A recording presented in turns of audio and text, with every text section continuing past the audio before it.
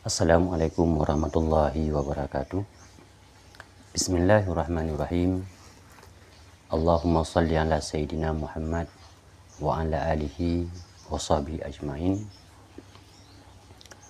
Hadirin saudaraku yang dimuliakan oleh Allah Subhanahu wa Ta'ala,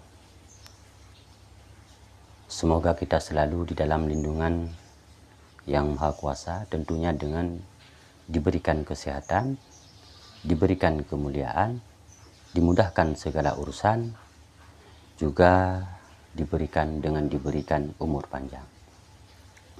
Saudaraku yang dimuliakan oleh Allah Subhanahu wa Ta'ala, berbicara tentang kesehatan adalah merupakan sebuah rahmat daripada Allah, di mana rahmat yang Allah berikan kepada kita yang berbentuk dengan kesehatan itu sama halnya dengan rahmat-rahmat yang lain yang Allah berikan kepada kita. Umpamanya Allah singgahkan pada kita kekuasaan, Allah singgahkan kepada kita kekayaan, itu semua adalah nikmat yang sama seperti yang Allah singgahkan kepada diri kita yang disebut dengan kesehatan. Nah, nikmat-nikmat yang demikian yang telah Allah singgahkan kepada kita, tentunya kita diwajibkan untuk menjaganya. Kita diwajibkan untuk menjaga dalam artian kata kita wajib berikhtiar untuk tetap menjaga nikmat yang telah diberikan oleh Allah Subhanahu wa Ta'ala. Contoh sepertinya Allah memberikan kita kesehatan. Nah, kesehatan tersebut, nikmat yang telah diberikan oleh Allah kepada kita tanpa kita menjaganya, ini kesehatan ini tidak akan utuh untuk selamanya. Nah, artinya walaupun kesehatan Allah berikan, Allah curahkan kepada kita, namun kita tidak menjaganya, memakan apa yang ada, kita tidak pernah melihat makanan ini baik atau tidaknya. Nah, ini kesehatan, nikmat sehat yang Allah berikan ini tidak akan singgah begitu lama. Akan tetapi, jika nikmat sehat yang Allah berikan kepada kita ada kita jaga, kita berikhtiar untuk tetap menjaganya, agar senantiasa nikmat sehat itu terus bisa kita nikmati, ya tentunya kita diwajibkan berikhtiar untuk menjaga. Tentunya jika untuk menjaga nikmat sehat ini, tentunya kita menjaga pola makan yang sehat. Insya Allah dengan pola makan yang sehat kita akan terus sehat. Namun dengan pola makan yang tidak sehat, maka kesehatan itu sungguh nihil. Nah, saudaraku yang dimuliakan oleh Allah Subhanahu wa Ta'ala, berbicara tentang kesehatan, InsyaAllah pada kesempatan ini kita akan membicarakan seputaran bagaimana cara kita menjaga kesehatan yang disebut dengan saluran kemih. Nah, saudaraku yang dimuliakan oleh Allah, di mana saluran kemih ini adalah bila terjadi permasalahan, ini juga merupakan sebuah penyakit yang bukan sekedar penyakit biasa. Malah terkadang bila kita membuang air kecil ini tersumbat atau tidak bisa keluar ketika kita membuang urin kita tidak bisa keluar, ini sebuah problem yang sangat besar di dalam kehidupan. Problem yang sangat besar di dalam menyangkut dengan kesehatan kita. Maka oleh karenanya saudaraku tetaplah bersama kami, karena di sini kita akan membahas seputaran bagaimana cara menjaga saluran kemih kita agar tetap sehat, dan serta bagaimana cara mengobati saluran kemih yang telah tersendat, yang tidak lagi lancar. Tetaplah bersama kami. Untuk itu saudaraku yang belum subscribe, tolong di subscribe agar kiranya channel ini berkembang dengan baik.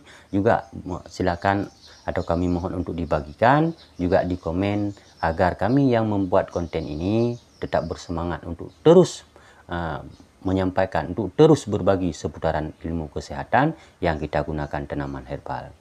Nah, saudaraku yang dimuliakan oleh Allah Subhanahu wa Ta'ala, bila kita merasa atau mengalami sebuah peristiwa di mana ketika kita membuang air kecil, ini urin kita tidak keluar, andainya telah bermasalah, boleh jadi permasalahan tersebut dengan sebab ketika kita buang urin atau ketika kita buang air kecil itu merasa sakit atau tidak lancar. Di sini kita punya resep rahasia yang alami. Nah, bagaimana caranya? Saudaraku sekalian yang dimuliakan oleh Allah Subhanahu wa Ta'ala, ini adalah merupakan sebuah tanaman juga termasuk golongan tanaman herbal. Namun tanaman ini sangat mudah kita dapatkan karena ini sebahagian orang masih menganggapnya sebagai gulma. Ini yang disebut dengan alang-alang. Nah, alang-alang ini cukup mudah kita dapatkan. Cukup sangat banyak. Di mana ada lahan-lahan yang kosong, alang-alang ini mesti akan tumbuh dengan sendirinya. Tanpa dipupuk, tanpa diapa-apakan, tanaman ini tumbuh subur dengan sendirinya. Nah, saudaraku, jika kita mengalami permasalahan yang disebut dengan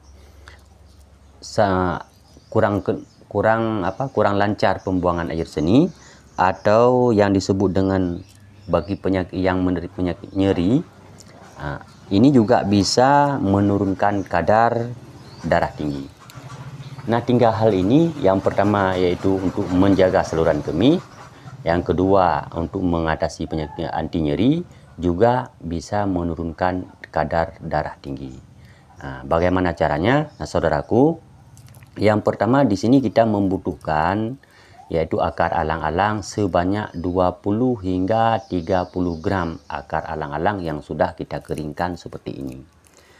Ini tidak kita ambil batangnya, namun yang kita ambil adalah akar daripada alang-alang. Akarnya kita pangkas di daerah sini, ini kita pangkas, yang kita ambil akarnya. Nah, setelah kita ambil akar alang-alang ini sebanyak 30 gram, lalu akar alang-alang ini kita rebus. Kita gondok ke dalam air, yaitu kita menggunakan air bersih, lalu kita rebus hingga mendidih. Yaitu tentu kita menggunakan yaitu sebanyak 4 gelas air. Ini perlu dicatat, saudaraku. Yang pertama kita ambil 30 gram akar alang-alang yang sudah kita keringkan. Lalu kita isikan air sebanyak 4 gelas air. Kemudian kita didih. Dan setelah kita tunggu hingga airnya mendidih, nah kita biarkan air tetap mendidih hingga tersisa 1,5 gelas. Setelah kita meyakini, setelah kita pastikan airnya tersisa 1,5 gelas, kemudian air rebusannya kita angkat. Nah, setelah kita angkat, kita dinginkan. Setelah dingin, kita saring.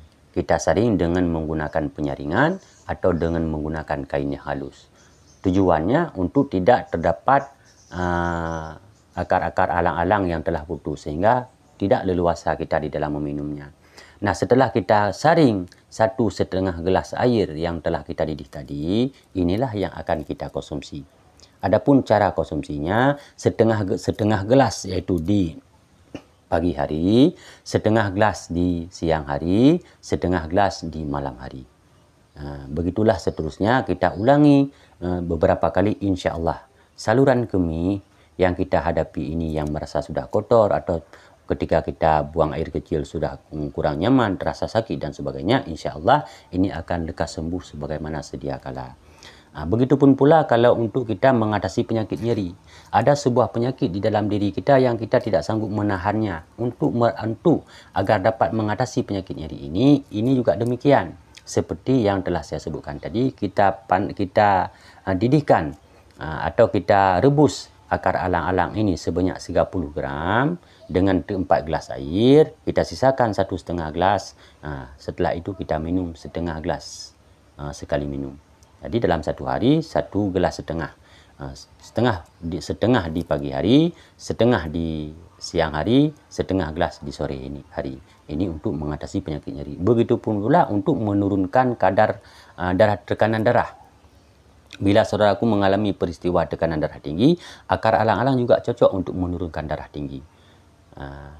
Caranya demikian juga, yaitu kita didih dengan keadaan yang sama dan kita minum setengah gelas sekali minum, pagi, siang, dan di sore hari. Insya Allah kita ulangi beberapa kali, kita ulangi terus, dan jangan lupa dicek terus darahnya. Insya Allah ini jika kita mengobatinya dengan tumbuhan alang-alang secara tekun, insya Allah penyakit yang sering kita derita dengan yang disebut dengan salurannya kotor, atau susah dalam membuangkan air kecil, atau untuk mengantisipasi penyakit untuk tahan nyeri, atau juga untuk menurunkan darah, insya Allah penyakit ini akan tuntas kita hadapi hanya dengan menggunakan akar daripada alang-alang ini sendiri. Nah, saudaraku yang dimuliakan oleh Allah Subhanahu wa taala.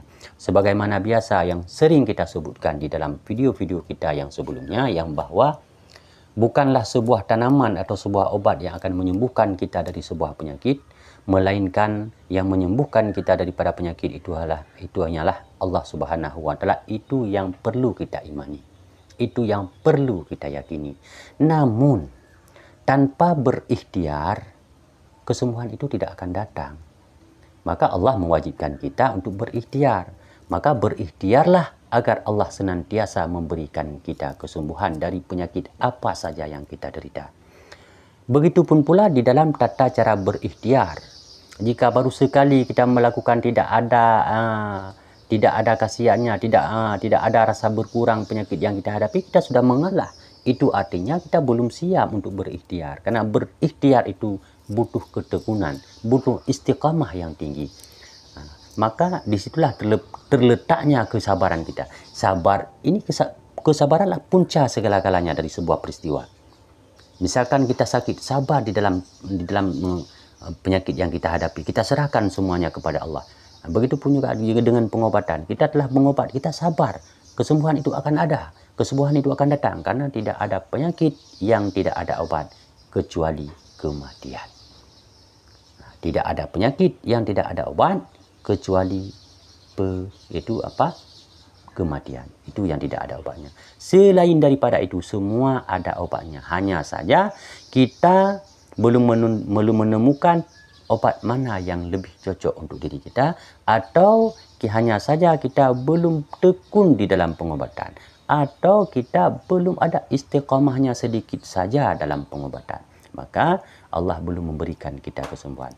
Nah, untuk saudaraku sekalian yang dimuliakan oleh Allah Subhanahu wa taala yang telah menonton video ini, yaitu dengan harapan sama-sama kita berdoa semoga Allah senantiasa memberikan kita kesehatan, semoga Allah senantiasa memberi kita kesembuhan, dan semoga Allah senantiasa pula memberikan kita kemudahan di segala urusan yang sedang kita hadapi.